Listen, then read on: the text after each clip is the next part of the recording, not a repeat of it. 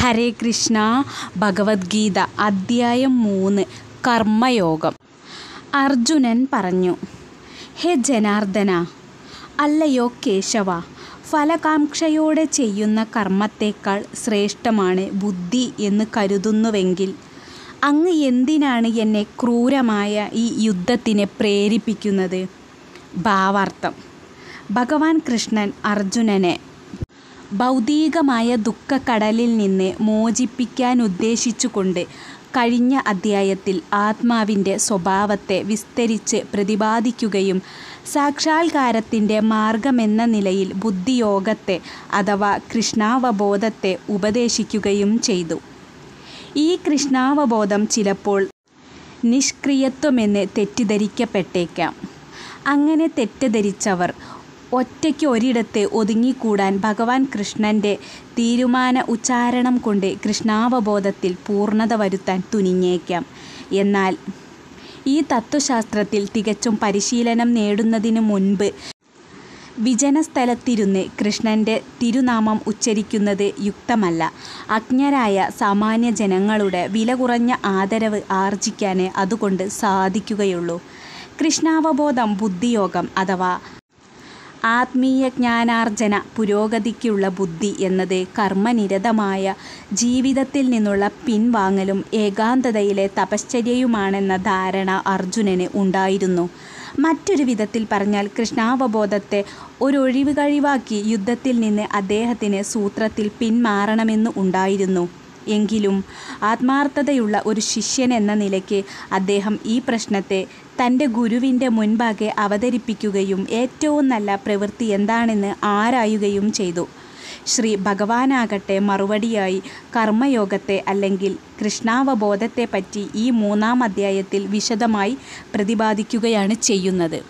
ശ്ലോകം 1. അർജുനൻ ചോദിക്കുന്നു, ഹേ ജനാർദ്ദന, അല്ലയോ ദുഷ്ടജനങ്ങളെ വധിച്ചവൻ, അങ്ങനെ ജനാർദ്ദനൻ എന്നു പേര് കിട്ടിയ അല്ലയോ ഭഗവാനെ, അങ്ങ് പറയുന്നു കർമ്മം ചെയ്യുന്നതിനേക്കാളും ആ ജ്ഞാനബുദ്ധി ഈശ്വരൻ മാത്രമേ ഇവിടെ ഉള്ളൂ എന്ന ആ ജ്ഞാനമാണ് ഏറ്റവും ശ്രേഷ്ഠം എന്ന് അങ്ങേക്ക് അഭിപ്രായം ഉണ്ട് എങ്കിൽ കേശവ, അല്ലയോ ഭഗവാനെ, മറ്റുള്ളവരെ ഘോരമായി കൊല്ലുക എന്ന കർമ്മം ചെയ്യാൻ എന്തിനാണ് എന്നെ ഇങ്ങനെ പ്രേരിപ്പിക്കുന്നത് ഭഗവാനെ?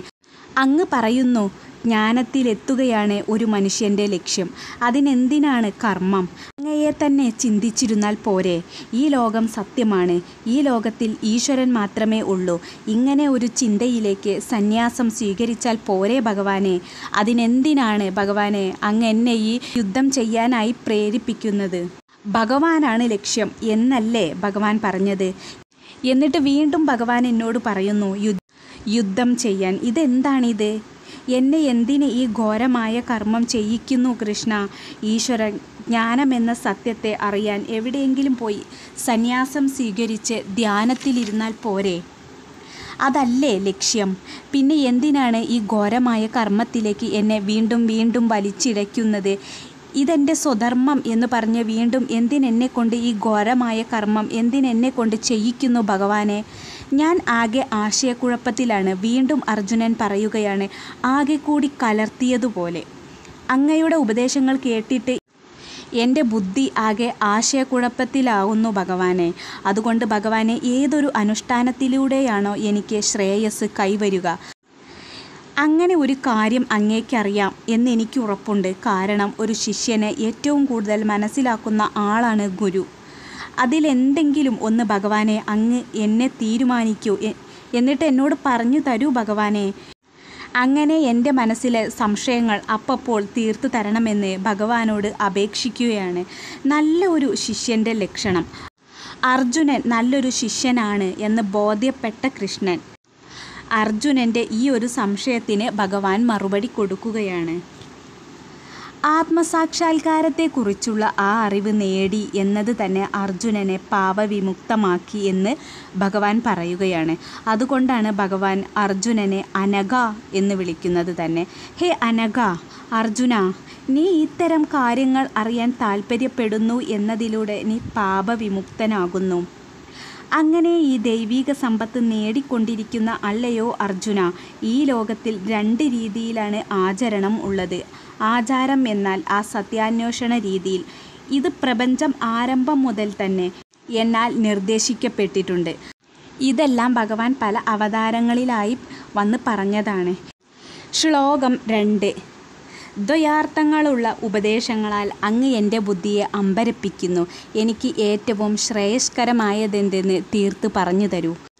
ഭാവാർത്ഥം. കഴിഞ്ഞ അധ്യായത്തിൽ ഭഗവത്ഗീതയ്ക്ക് ഒരാമുഖമായി സാഖ്യയോഗം, ബുദ്ധിയോഗം, ബുദ്ധി കൊണ്ട് ചെയ്യാവുന്ന ഇന്ദ്രിയ നിയന്ത്രണം, ഫലകാംക്ഷ കൂടാതെയുള്ള കർമ്മം, പ്രാരംഭകൻ്റെ നില എന്നീ വിവിധ വിഷയങ്ങൾ അടുക്കും ചിട്ടയും കൂടാതെ വിവരിക്കപ്പെട്ടു. അവ ഉൾക്കൊള്ളാനും പ്രവൃത്തിയിൽ വരുത്തുവാനും കുറേ കൂടി ക്രമീകൃതമായ ഒരു രൂപരേഖ ആവശ്യമാണ്. ഏതൊരു സാധാരണ മനുഷ്യനും തെറ്റായ വ്യാഖ്യാനം കൂടാതെ സ്വീകരിക്കാവുന്ന വിധത്തിൽ പ്രഥമദൃഷ്ട്യാ കൂടിപ്പിണഞ്ഞു കിടക്കുന്ന വിഷയങ്ങളുടെ ഇഴ പിരിച്ചെടുക്കാൻ അർജുനൻ ആഗ്രഹിക്കുന്നു. കൃഷ്ണൻ തൻ്റെ വാഗ്ജാലങ്ങൾ കൊണ്ട് അർജുനനെ ആശയക്കുഴപ്പത്തിലാക്കുവാൻ ഉദ്ദേശിച്ചിരുന്നില്ല. പക്ഷേ പ്രവൃത്തി മാർഗേണയോ നിവൃത്തി മാർഗേണയോ കൃഷ്ണാവബോധ പ്രക്രിയ ഉൾക്കൊള്ളുവാൻ അർജുനന് കഴിഞ്ഞില്ല. ഒരു വിധത്തിൽ ഭഗവത്ഗീതയുടെ രഹസ്യമറിയാൻ ഔത്സുക്യമുള്ള എല്ലാ വിദ്യാർത്ഥികൾക്കും വേണ്ടി തൻ്റെ ചോദ്യങ്ങളിലൂടെ കൃഷ്ണാവബോധത്തിലേക്ക് വഴിയൊരുക്കുകയാണ് ഭഗവാൻ ചെയ്യുന്നത്. ശ്രീ ഭഗവാനുവാച. ഇനി ഇതിന് ഭഗവാൻ എന്താണ് മറുപടി പറഞ്ഞു തുടങ്ങുന്നതെന്ന് 3-ാമത്തെ ശ്ലോകത്തിലാണ് പറയുന്നത്. അത് നാളെ പറയാം. ഹരേ കൃഷ്ണ.